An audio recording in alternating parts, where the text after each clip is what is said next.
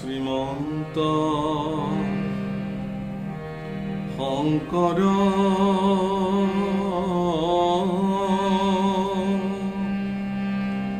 হৰি ভকতৰ জানা যেন কল্প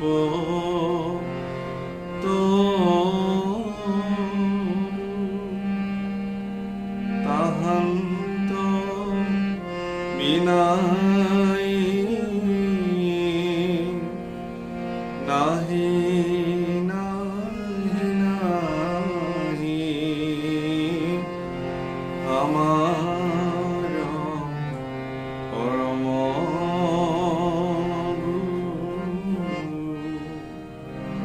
ৰাম আমাৰ পৰম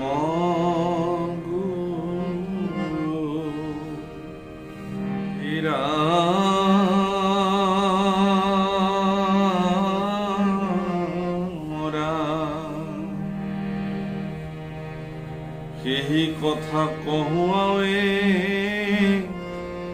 শুনিও সাক্ষাৎ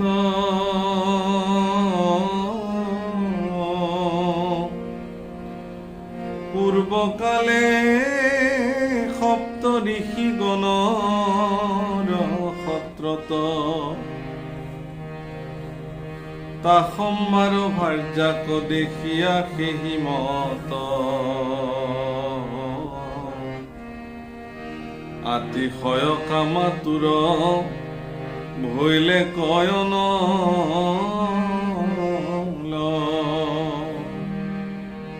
ৰাম তাবক্ষণে ঋষি পত্নী ৰূপ ধৰিলন্ত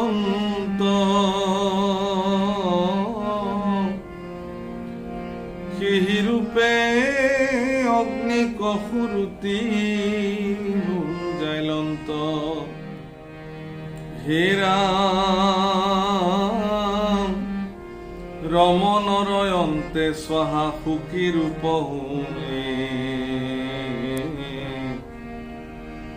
বাংশস্তম্ভে অগ্নিবীৰ্য ৰাখিলন্ত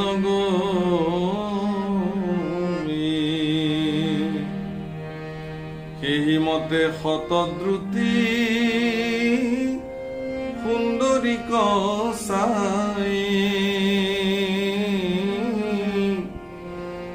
ও ভৈলা কামাতুৰ অগ্নি বিভল পৰাই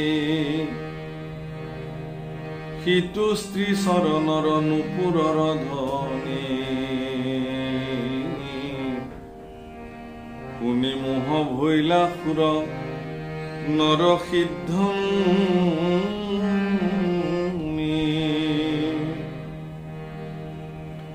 হেনয় সুন্দৰী কন্যা ৰত্ন মধ্যে সাৰ ও লোভিয়া প্ৰাচীন বৰিষানন্দ অপাৰ আৰ পাশে ৰাজা যথাকালে তাহা নগৰ্ভত জন্মাইলন্ত দশ পুত্ৰ প্ৰচেতা নাম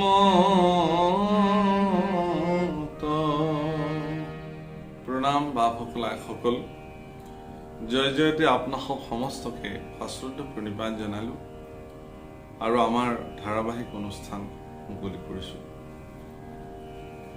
প্ৰভুসকল আইসকল আপোনাসক সমস্তকে সেৱা জনাই গুৰুসকল আচাৰ্যসকল অধিকাৰ প্ৰভুসকল সকলোৰে চৰণত শিৰ থৈ ভাগৱতৰ এই চতুৰ্থ স্কন্ধৰ পদ আপোনাসকৰ সন্মুখত বিদ্যমান হৈ আছে।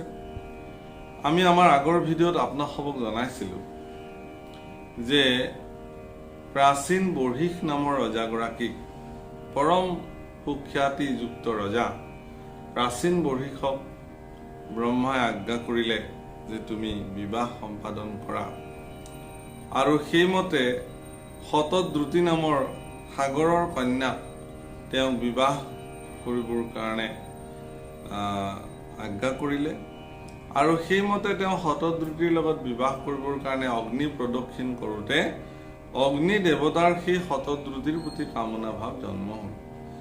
যি ধৰণে পূৰ্বতে তেওঁ সুকীক দেখি পেলাই তেওঁৰ তেনে মনোবৃত্তি হৈছিলে, যাৰ কাৰণে সুকীয়ে ঋষি পত্নী ৰূপ ধৰি অগ্নিক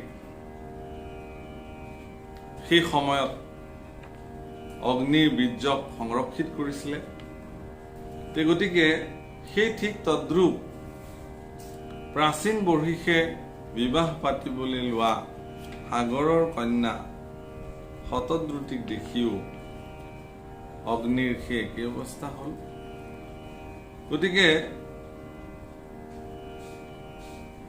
সেই শতদ্ৰুতিৰ নিচিনা সুন্দৰী কন্যা, অৰ্থাৎ যাৰ চৰণৰ নুপুৰৰ ধ্বনিৰ শব্দ শুনি দেৱতা, গন্ধৰ্ব, কিন্নৰ, ঋষিমুনি সকলোৰে মন চঞ্চল কৰি তুলিব পাৰিছিল, সেই শতদ্ৰুতিক পাই প্ৰাচীন বৰ্হিষ বৰ আনন্দ প্ৰাপ্তি হ'ল। আৰু সেই শতদ্ৰুতিৰ গৰ্ভতেই মহাৰাজ প্ৰাচীন বৰ্হিষে 10 গৰাকী প্ৰচেতা, 10 গৰাকী পুত্ৰ, যাক প্ৰচেতা বুলি জানে, 10 প্ৰচেতা, সেই 10 প্ৰচেতাৰ জন্ম দিলে। হে ৰাম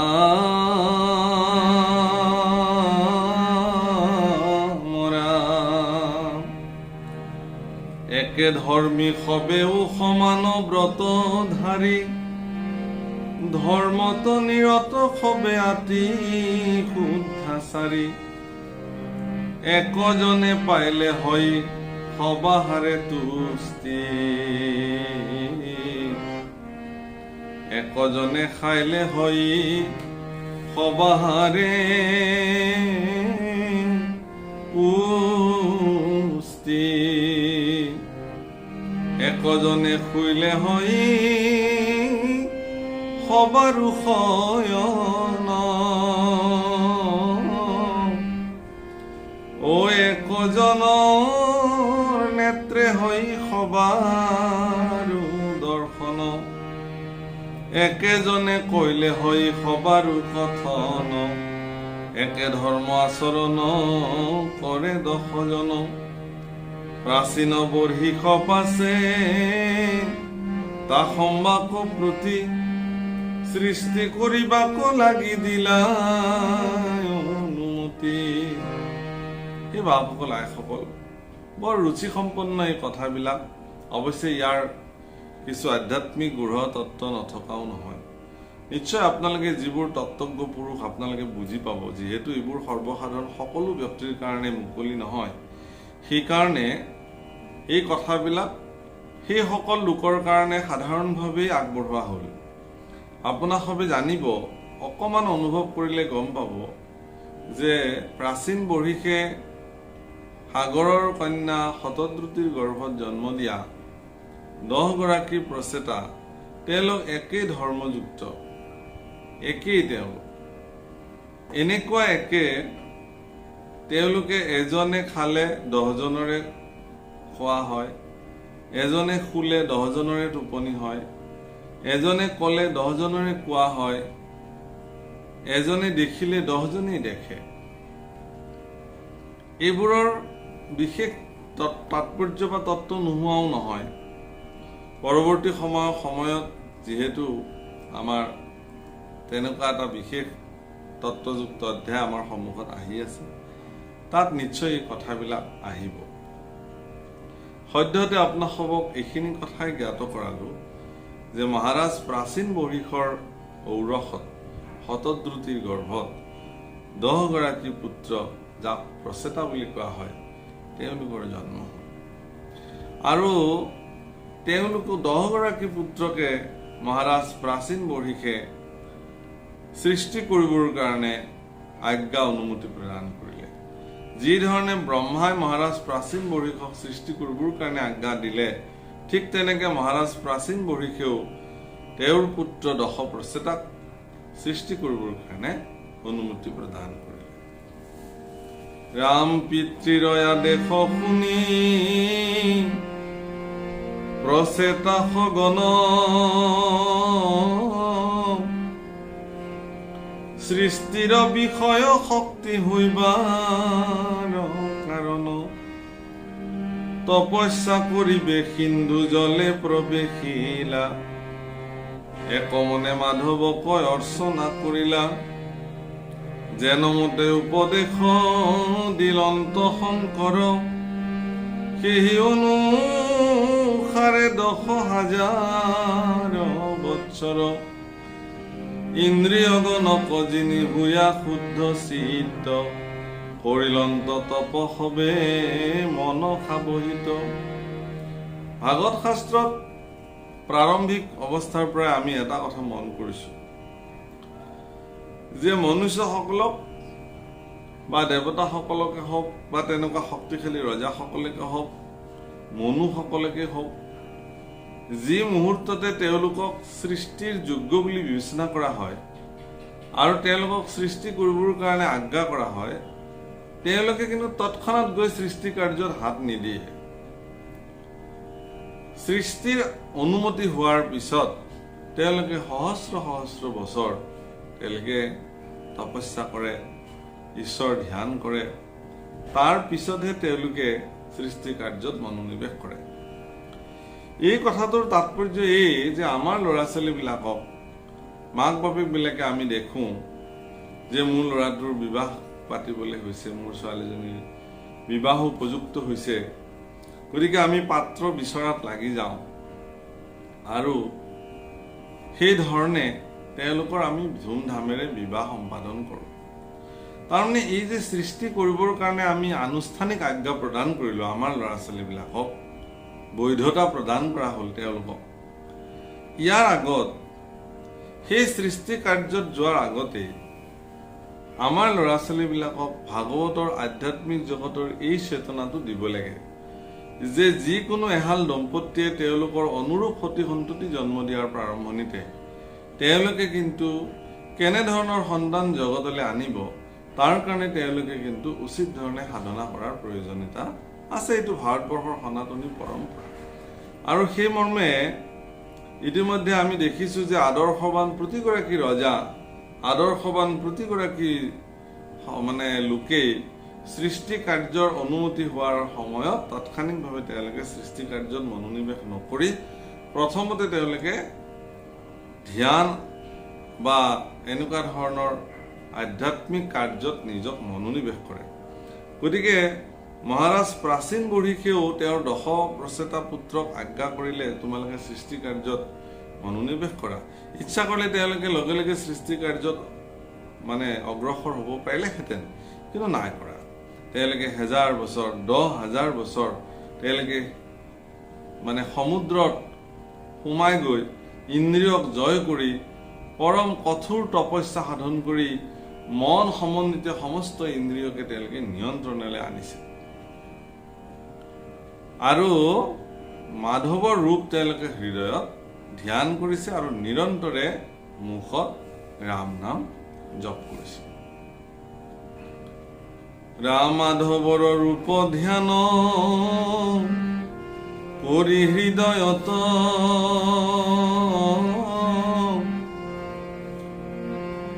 ৰাম নিৰন্তৰে তান নাম জপন মুখত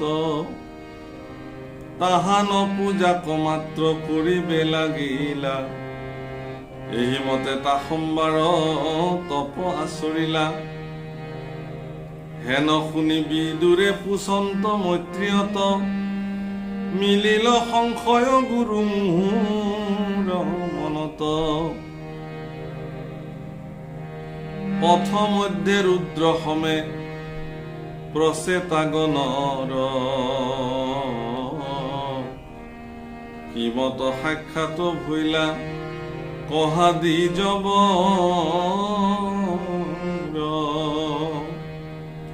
তুষ্ট হইয়া শিবেক যেন দিলাই উপদেশ সি কথা শুনিতে মোৰ আনন্দ অশেষ হুয়ায়াতি নিসংগ যতে কমুনিগণ ধ্যান মাত্ৰ কৰে যাৰ নপাৱে দৰ্শন। তো এই কথা শুনি বিদুৰৰ মনত সন্দেহ উপজিছে, সংশয় উপজিছে। তেওঁ মৈত্ৰেয়ক সুধিছে যে হে গুৰুদেৱ, মোৰ জানিবলৈ মন গ'ল যে দশ প্ৰচেতাই তেওঁলোকৰ যি কাৰ্য, সেই কাৰ্য কৰিবলৈ যাওঁতে মাজ পথতে তেওঁলোকে ৰুদ্ৰক কেনেকৈ লগ পালে? কাৰণ ইয়াৰ আগত লিখিছে যে শিৱই যি ধৰণে তেওঁলোকক আজ্ঞা কৰিছে সেই আজ্ঞা শিৰোধাৰ্য কৰি তেওঁলোকে মাধৱৰ ৰূপ ধ্যান কৰিছে আৰু নিৰন্তৰ তেওঁলোকৰ ঈশ্বৰৰ নাম জপ কৰিছে। অৰ্থাৎ দশ প্ৰচেতাৰ জীৱনৰ গুৰু হিচাপে গুৰু স্থানত অধিষ্ঠিত কৰিছে শিৱ, ৰুদ্ৰ। আৰু গুৰু হিচাপে শিৱই তেওঁৰ শিষ্য দশ প্ৰচেতাক আজ্ঞা কৰিছে তোমালোকে মাধৱৰ ৰূপ হৃদয়ত ধ্যান কৰিবা আৰু নিৰন্তৰ মুখত ৰাম নাম জপ কৰিবা। গতিকে এই কথাটো জানিবৰ কাৰণে খুব মোৰ আগ্ৰহ জন্মিছে। হে গুৰুদেৱ, হে মৈত্ৰেয় গুৰুদেৱ, মোক ক'ব লাগে যে ৰুদ্ৰ, যাক ঋষিমুনি সকলেই সাক্ষাৎ নাপায়, তেনেকুৱা দুৰ্লভ দৰ্শন দশ প্ৰচেতাৰ কেনেকৈ হ'ল? আৰু তাকো তেওঁলোকক এনেকুৱা ধৰণৰ আজ্ঞা কৰিলে, যি আজ্ঞা কৰি 10,000 বছৰ তেওঁলোকে সমুদ্ৰত গৈ ঈশ্বৰক একান্ত চিত্তে উপাসনা কৰিছে। হে ৰাম আৰ হুয়ায়াতি নিসংগ যতে কমুনি গণ ধ্যান মাত্ৰ কৰে যাৰ নপাৱে দৰ্শন হেন যুগ গম্য যিটো মহেশ্বৰ ভৱ দেহধাৰী জনৰ দৰ্শন অসম্ভৱ কি ৰূপে প্ৰচেতাগণ তাহাংক দেখিল ইটো কথা শুনি মনে সন্দেহ জন্মিল। বিদুৰে কৈছে যে যিগৰাকী মহেশ্বৰ যুগগম্য হয়, পৰম যুগৰ সাধনাৰ বলেৰে তেওঁ নিজক ৰাখে, পৰম সাধক ঋষিসকলেই যাক সাক্ষাৎ নাপায়, তেনেকুৱা অৱস্থাত দশ প্ৰচেতাই তেওঁ কি ৰূপত দৰ্শন কৰিলে, কি ধৰণে তেওঁৰ সেৱা সৎকাৰ কৰিলে আৰু কি ধৰণে তেওঁৰ কৃপাধন্য তেওঁলোকে হ'ল, এই কথা তেওঁৰ সন্দেহ জন্মিছে। ৰাম যদি মহেশ্বৰ দেৱ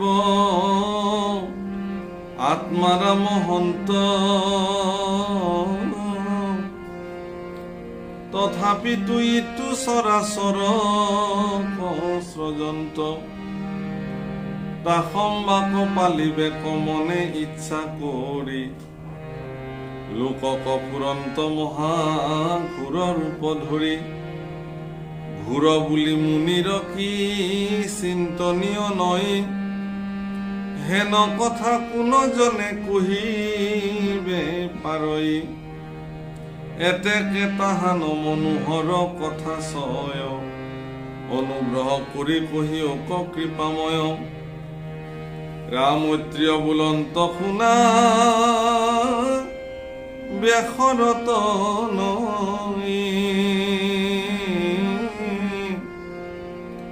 শিষব কথাটো তুমি নকৰা সংশয় শ্ৰদ্ধা কৰি গুৰু আজ্ঞা কৰে যিসকলে তা সম্বাৰ দুৰ্লভ কি আছে ধৰাতলে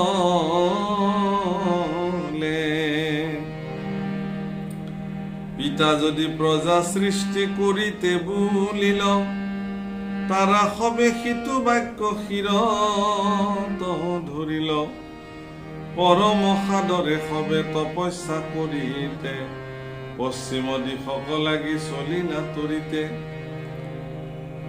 আৰু বিদুৰৰ এই প্ৰশ্ন শুনাৰ পিছত মহামুনি মৈত্ৰেয়ই ক'লে যে আচলতে হে ব্যাসৰ নন্দন, তুমি শুনা, শ্ৰদ্ধা কৰি গুৰু আজ্ঞা কৰে যিসকলে তাসম্বাৰ দুৰ্লভ কি আছে ধৰাত। যিসকল ব্যক্তিয়ে অত্যন্ত শ্ৰদ্ধাপূৰ্বক গুৰু আজ্ঞা শিৰত ধাৰণ কৰে তেওঁলোকৰ কাৰণে জীৱনত একো অসম্ভৱ নাই।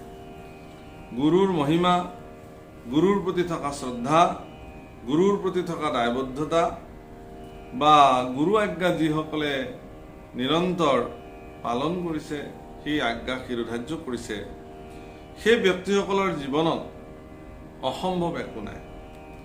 গুৰু কৃপাহি কেৱলম কথা এষাৰ আছে যে গুৰু কৃপাহি কেৱলম, গুৰুৰ কৃপাই একমাত্ৰ সমস্ত জগত। এনেকুৱা নহয় যে কোনোবাই যদি ঈশ্বৰ ভজনাত সিদ্ধহস্ত হৈ গুৰুক অৱহেলা কৰিলে তেলে তেওঁৰ সেই নিপুণ গুৰু মানে ঈশ্বৰ সেৱাও ঈশ্বৰে হয়তো গ্ৰহণ নকৰিব।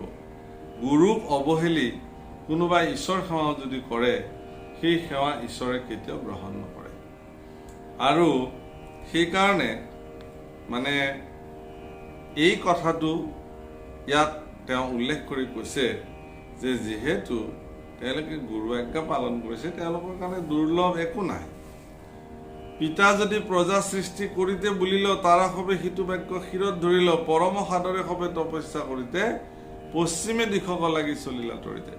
পিতৃগুৰুৰ আজ্ঞা লৈ তেওঁলোকে পৰম সাদৰেৰে শিৰত তোলাল সেই আজ্ঞা সৰুগত কৰি তেওঁলোকে পশ্চিম দিশলৈ গতি কৰিলে। ৰাম কত দূৰ গয়া দেখে সৰু বৰ, বৃহৎ আকাৰ যেন সাক্ষাতে সাগৰ। কিছু দূৰ গৈ তেওঁলোকে এটি সৰোবৰ দেখিলে, বৃহৎ আকাৰৰ সেই সৰোবৰ যেন এখন সাগৰ।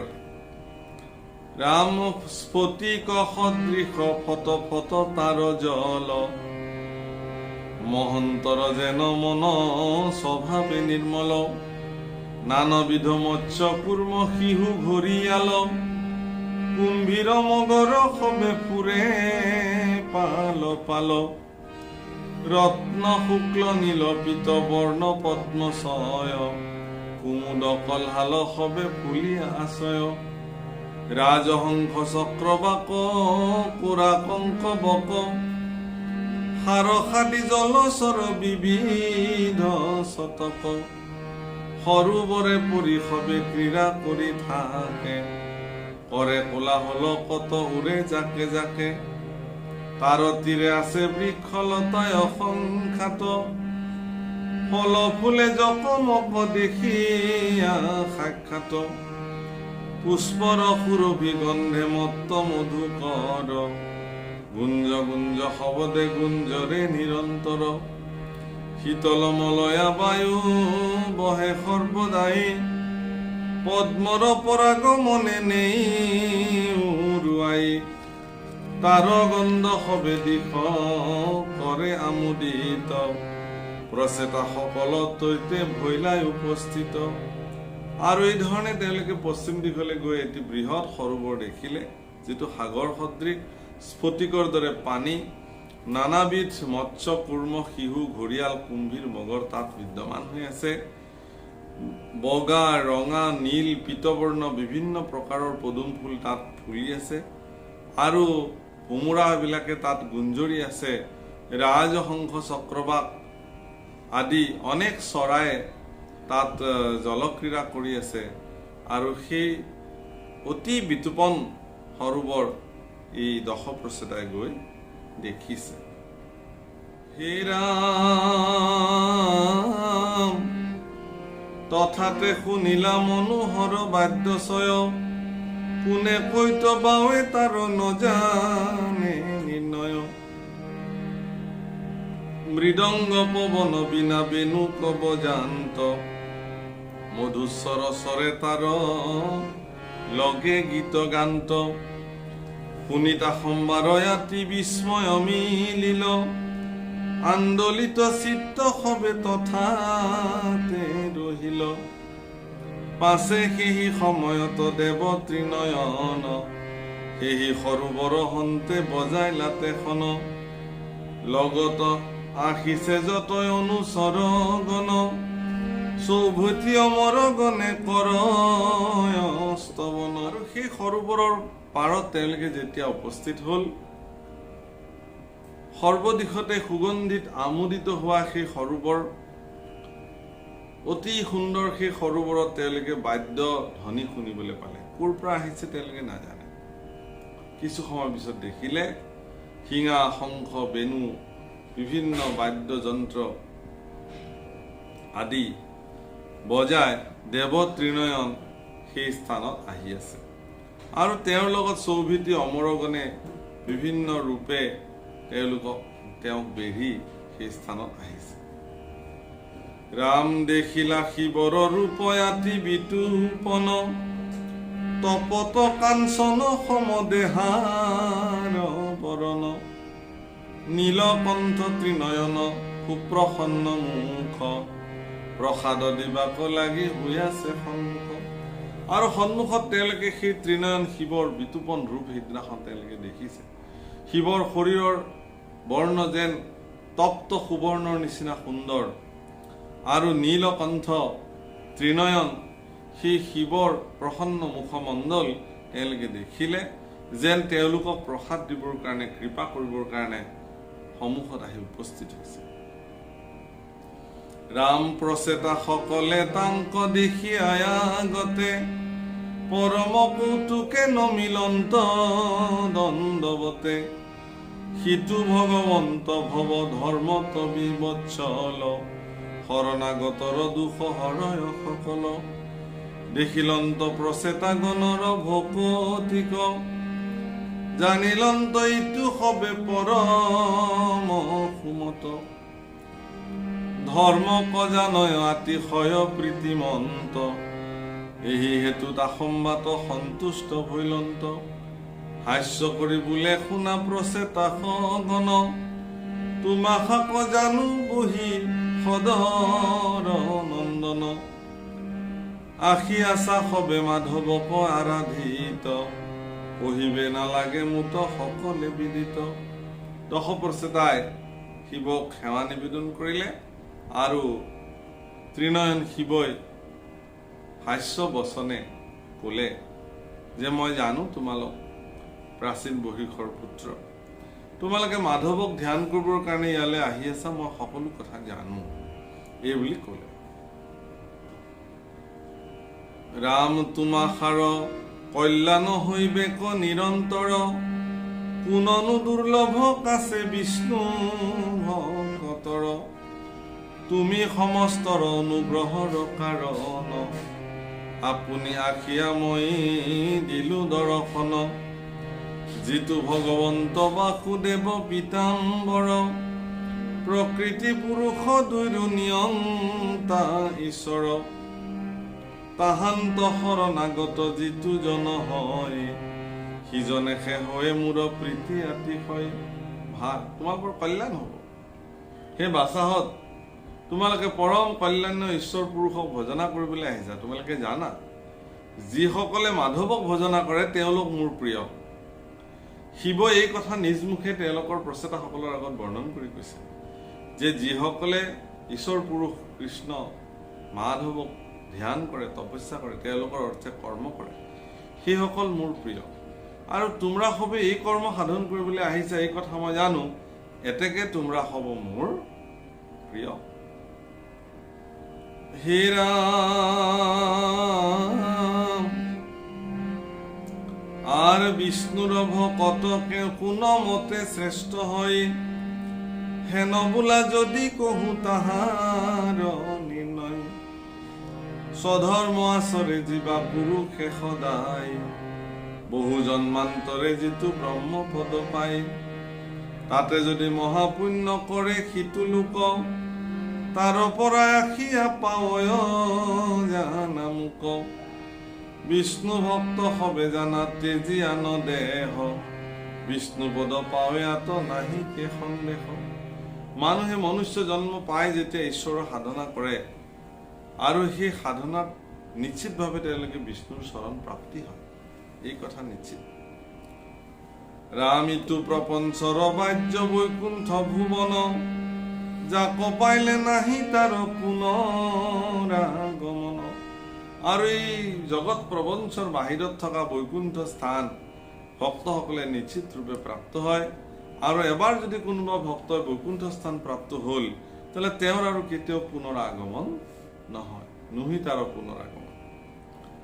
ইহাৰ প্ৰমাণ দেখাই আমাৰ তবিচাৰি ৰুদ্ৰ হৈ আছো বিষ্ণুৰে আজ্ঞা ধৰি সিটো হব দেৱগণয় অধীনতাহাৰ তান আজ্ঞাতে সে আমি সবে অধিকাৰ যিকালে আমাৰ হোৱে ভোগয় আৱশেষ লিংগ দেহতে যি হৈব বৈকুণ্ঠে প্ৰৱেশ। তাৰ প্ৰমাণস্বৰূপে মই নিজেই আমি বিষ্ণু আজ্ঞা পালন কৰি ৰুদ্ৰ হৈ আছো আৰু এনেকে মোৰ নিচিনা যিমান দেৱতা আছে সকলো এটা সময়ত কৰা সৎকৰ্মৰ ফল তেওঁলোকে ভোগ কৰি আছে আৰু এই ভোগবিলাক যেতিয়া ভুঞ্জা শেষ হ'ব তেতিয়া তেওঁলোকে এই লিংগ দেহা জীৰ্ণ হ'ব আৰু গৈ ভগৱন্ত পুৰুষৰ লগত বিলীন হৈ বৈকুণ্ঠত প্ৰৱেশ কৰিব। মোৰো যিদিনাখন সমস্ত মোৰ কৰ্ম পুণ্য কৰ্মৰ ফল ভোগ কৰা হ'ব সেইদিনাখন মোৰো এই লিংগ দেহ জীৰ্ণ হ'ব আৰু মই বৈকুণ্ঠত গৈ প্ৰৱেশ কৰিম। ৰাম এতেকে জানিবা বিষ্ণু ভক্ত শ্ৰেষ্ঠ হৈ কহিলো নিগূঢ়তাত নকৰা সংশয়। এতেকে বিষ্ণু ভক্তসকল জগতৰ শ্ৰেষ্ঠ এই কথা সন্দেহ নকৰিবা মই তোমালোকৰ আগত কলো। এইবুলি ত্ৰিনয়ন শিৱই প্ৰচেতাসকলক পৰম তত্ত্ব জ্ঞান প্ৰদান কৰিছে। ৰাম জানি আছো তুমি হব মহাভাগত সিকাৰণে মোৰ প্ৰিয় হোৱা সাম্প্ৰত মুত পৰে ভকতৰ আন প্ৰিয় নাই তুমি হব মুত প্ৰীতি কৰি বেজুৱাই। তোমালোক মহাভাগৱত মহাভক্ত ঈশ্বৰৰ শিৱ সেইকাৰণে তোমালোক মোৰ প্ৰিয় হবলৈ পাৰিছা। অৰ্থাৎ যিসকলে শিৱৰ প্ৰিয় হ'ব খোজে ত্ৰিনয়নৰ প্ৰিয় হ'ব খোজে তেওঁলোকে মাধৱৰ ভক্তি সাধন কৰিব লাগিব। মাধৱৰ ভক্তি সাধন কৰি ভক্ত হোৱাজন শিৱৰ নিজে নিজে প্ৰিয় হৈ যায়। এই কথা শিৱই আজি নিজ মুখে প্ৰকাশ কৰি কৈছে যে তোমৰা সব যিহেতু মহাভাগৱত এতেকে তোমৰা সব আমাৰ প্ৰিয়। ৰাম জাতত তুমি হব মোৰ মহাপ্ৰিয়তৰ এতেকেহে কহো মন্ত্ৰ আতি শুভ কৰ পৰম পবিত্ৰ এইটো মহামুখ্য পদ ভকত খবৰ ইহে অখণ্ড সম্পদ গোপনে কান্ত মনে জপিবেলা গয় সাৱধানে শুনা সবে নৃপতি তনয়। তোমালোক যিহেতু মোৰ প্ৰিয় হে প্ৰচেতাসকল আজি মই তোমালোকক এটি শুভ মন্ত্ৰ প্ৰদান কৰিম। যিটো শুভ মন্ত্ৰ একান্ত চিত্তে যদি কোনোবাই জপ কৰে তেওঁৰ মুখ্যপদ প্ৰাপ্তি হয়। গতিকে তোমালোকৰ মুখ্যপদ বা এই অখণ্ড সম্পদ প্ৰাপ্তিৰ কাৰণে তোমালোকক মই আজি এটা শুভ মন্ত্ৰ প্ৰদান কৰিম যিটো তোমালোকে একান্ত চিত্তে জপ কৰিব লাগিব। সাৱধান চিত্তে মৈত্ৰীয় বুলন্ত শুনাবি দুৰমহন্ত এতেক বুলিয়া পাছে শিৱ ভগৱন্ত সদয় হৃদয় ভৈলা তা সম্ভাৰ পতি দেখিলন্ত তা সম্ভাৰ পৰম ভকতি। ঔ কৃতাঞ্জলি হুয়াই আছে ৰাজা পুত্ৰ গণ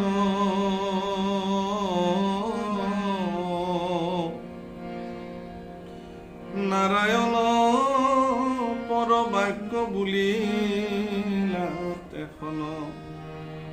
আৰু এই কথা মৈত্ৰীয়ে বিদুৰৰ আগত কৈছে যে এইখিনি কথা শুনাৰ পিছত প্ৰাচীন বৰ্হিৰ পুত্ৰ দশ প্ৰচেতা কৃতাঞ্জলি হৈ শিৱৰ ওচৰত অত্যন্ত বিনয়ী ৰূপে তেওঁলোকে তাত ৰৈ থাকিল। কাৰণ এতিয়া শিৱৰ শ্ৰীমুখে সেই যি পৰম শুভ মন্ত্ৰ প্ৰকাশিত হ'ব যাক শ্ৰৱণ কৰি সেই মন্ত্ৰ তেওঁলোকে হৃদয়ত ধাৰণ কৰি প্ৰভু ভগৱন্তৰ সাধনা কৰিব। গতিকে তেওঁলোকে নাৰায়ণ পৰ ঈশ্বৰৰ অধীন হৈ সেই সময়তে কৃতাঞ্জলি হৈ বাক্য বুলিলে। সৃষ্টিৰ আদিত বিধি প্ৰজা সৃষ্টি কৰি যিটো স্তোত্ৰ কৈলা পুত্ৰ গণক সাদৰি সেই স্তোত্ৰ বৰ পাছে শিৱ ভগৱন্ত কৃপা কৰি প্ৰচেতা সবক কহিলন্ত। সৃষ্টিৰ আদিতেই ব্ৰহ্মাই যি শুভ মন্ত্ৰ উচ্চাৰণ কৰি তেওঁৰ পুত্ৰসকলক সেই স্তোত্ৰ শ্ৰৱণ কৰাইছিল, সেই একেটা স্তোত্ৰকে আজি শিৱই প্ৰচেতাসকলক ক'বলৈ ওলাইছে। শিৱ ব্ৰহ্মাৰে পুত্ৰ, গতিকে পিতৃ ব্ৰহ্মাৰ শ্ৰীমুখে ত্ৰিনয়ন শিৱই প্ৰাপ্ত কৰা সেই শুভ মন্ত্ৰ আজি স্বয়ং সিদ্ধ ৰূপত সেই মন্ত্ৰ দশপ্ৰচেতা প্ৰদান কৰিবলৈ ওলাইছে। ৰাম সেহি স্তোত্ৰ বৰ পাছে শিৱ ভগৱন্ত, কৃপা কৰি প্ৰচেত সবক পহিলন্ত। শুনা সভাসদ পদ চতুৰ্থ স্কন্ধৰ, পৰম অমূল্য ৰত্ন বৈষ্ণৱজনৰ। কলিযুগে আন ধৰ্মে কাৰো নাহি গতি, কেৱলে কৃষ্ণৰ পদে কৰি ভকতি। উপদেশত কৈছে সেই সভাসদসকল চতুৰ্থ স্কন্ধৰ পদ এই অমূল্য ৰত্ন বৈষ্ণৱসকলৰ কাৰণে আপোনাসৱক প্ৰদান কৰি ক'লে যে কলিযুগত আন ধৰ্মে কাৰো গতি নাই, কেৱল কৃষ্ণৰ পদত ভকতি সাধন কৰিবলৈ কৈছে। সাধু সংগে থাকি কৰা শ্ৰৱণ কীৰ্তন, লভিবা মুকুতি চিন্দি সংসাৰ বন্ধন। বীজ সবে কহে পৰিহৰায়ন কাম, পাতক চাৰুক ডাকি বোলা ৰাম ৰাম। হে প্ৰভু কলাসকল, শিৱইনো এনে কি শুভ মন্ত্ৰ প্ৰদান কৰিব দশপ্ৰচেতাক, সেই সম্পৰ্কে আমি আমাৰ পৰৱৰ্তী ভিডিঅ'ত নিশ্চয় আমি পাম। তাৰ কাৰণে আপোনাসবে নিশ্চয় অপেক্ষা কৰিব। গতিকে আজিৰ এই অনুষ্ঠান ইমানতে বিৰাম দিছোঁ। আজিৰ দিনটোত যিসকলৰ শুভ দিন, জন্মদিন আদি আছিলে, তাৰা সবৰ কল্যাণৰ অৰ্থে ভগৱন্ত পুৰুষৰ চৰণত আমি বাৰম্বাৰ প্ৰণিপাত জনাইছোঁ, শুভাশীষ প্ৰদান কৰিছোঁ। আৰু আমাৰ যিসকল শ্ৰোতা একান্ত আপোনাসব বৈকুণ্ঠৰ পাৰিষদ স্বৰূপ, আপোনাসবে নিৰন্তৰ ধাৰাবাহিক ভাগত কথা শ্ৰৱণ কৰি গৈ আছে। আপোনাসবৰো স্বাস্থ্য দেহা সকলো ভগৱন্তৰ কৃপাৰে সমৃদ্ধ হৈ থাকক। সুস্থ শৰীৰে ভগৱন্ত পুৰুষৰ গুণানুকীৰ্তন শ্ৰৱণ কৰি আৰু আন 10জনকো বিতৰণ কৰক, এই শুভকামনা আপোনাসবলে প্ৰদান কৰিলোঁ। ভগৱন্ত পুৰুষৰ চৰণত কৌটি কৌটি দণ্ডৱত প্ৰণিপাত নিবেদন কৰি আমাৰ আজিৰ বাণী ইমানতে বিৰাম দিলোঁ। কৃষ্ণ।